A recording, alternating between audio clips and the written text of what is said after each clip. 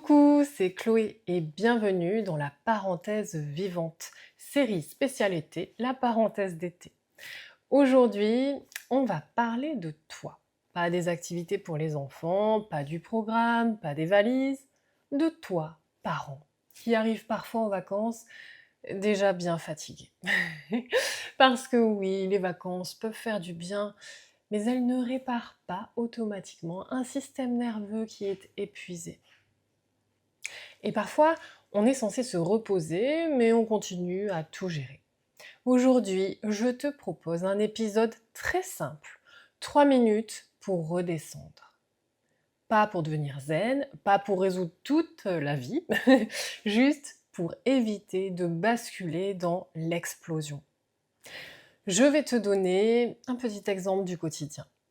Le parent épuisé, il fait chaud, tu as mal dormi, les enfants demandent quelque chose toutes les 45 secondes, tu as prévu une sortie mais personne ne trouve ses chaussures, alors tu répètes et tu sens que ton ton change. Et là, il y a un moment vraiment très précis où tu le sais, si tu continues comme ça, tu vas totalement exploser.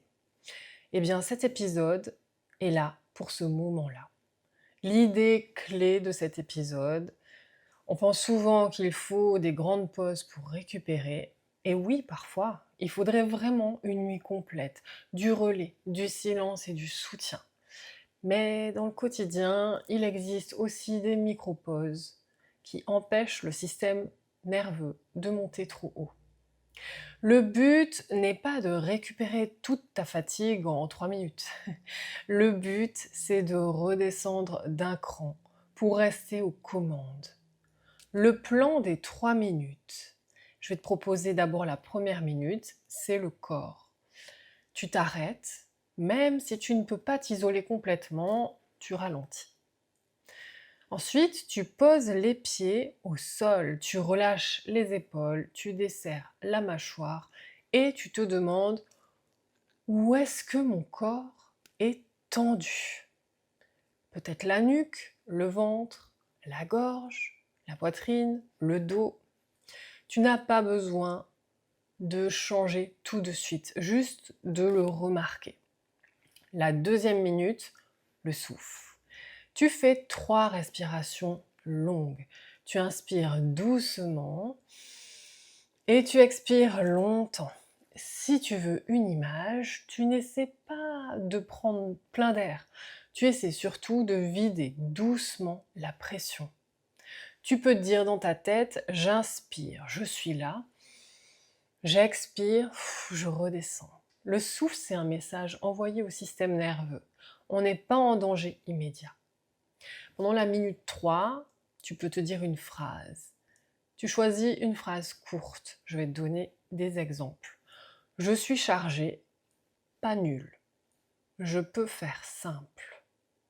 Je prends une minute et je reviens. Je n'ai pas besoin de tout gérer maintenant.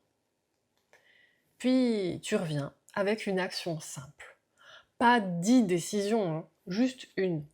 Boire de l'eau, sortir dehors, baisser une attente, dire non, décaler une activité et demander de l'aide.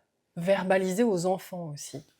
Tu peux dire « Je suis un peu trop chargée là, je prends une minute pour respirer et je reviens. » Ce n'est pas négatif, d'accord ? Au contraire, tu leur montres plutôt à ton ou tes enfants qu'un adulte peut sentir ce qui se passe en lui et se réguler sans faire porter son émotion aux autres. Tu lui apprends quand ça monte et qu'on peut faire une pause. Et ça, c'est vraiment précieux. Je vais te donner une petite activité à faire en famille, c'est le bouton pause. Tu peux créer une sorte de bouton pause familial. Ça peut être un mot, pause fraîcheur, pause tortue, pause citronnade, pause respiration. Quand quelqu'un dit ce mot, tout le monde sait que l'on ralentit au moins 2 minutes. On boit, on s'assoit, on respire et on arrête de parler fort. Et après, on repart. C'est tout bête, mais les enfants adorent les codes.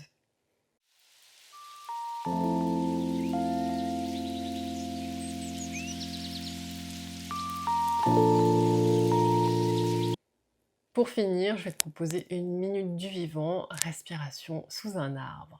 Aujourd'hui, dans la minute du vivant, ça va être très simple. On va respirer avec un arbre. Tu choisis un arbre, tu poses une main sur le tronc ou tu te tiens juste à côté. Tu le regardes.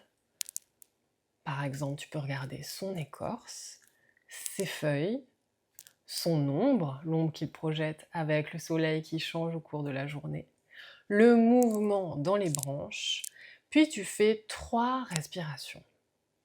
Et tu expliques à l'enfant que les arbres, finalement, ils prennent du dioxyde de carbone et ils utilisent la lumière du soleil et rejettent l'oxygène. C'est la photosynthèse, tu peux essayer de leur expliquer assez simplement. Et version enfant, tu peux dire que l'arbre, en gros, il fabrique son énergie avec la lumière et qu'en plus, il nous aide à respirer vu qu'il relâche l'oxygène que nous, on respire. Je vais te proposer un mini défi. Trouve une feuille éclairée par le soleil. Ensuite, trouve une feuille à l'ombre. Laquelle est la plus chaude? Qu'est-ce que ça change sous l'arbre? Et je vais te donner une phrase toute simple. Parfois, pour respirer mieux, il suffit de se rapprocher du vivant. Pour conclure, j'aimerais te dire que si tu es fatigué pendant les vacances, tu n'es pas en train de rater. Tu es peut-être juste un parent qui a beaucoup donné. Alors, cette semaine, ton défi, c'est simple. C'est quand tu sens que ça monte, eh bien, tu prends 3 minutes. Le corps, le souffle, la phrase. Et si cet épisode t'a aidé, abonne-toi à la parenthèse vivante. Partage-le à un parent qui a besoin de souffler. Et dis-moi, c'est quoi ta phrase pause à toi? Je te dis à très bientôt. Je te souhaite une très belle journée. Ciao, ciao!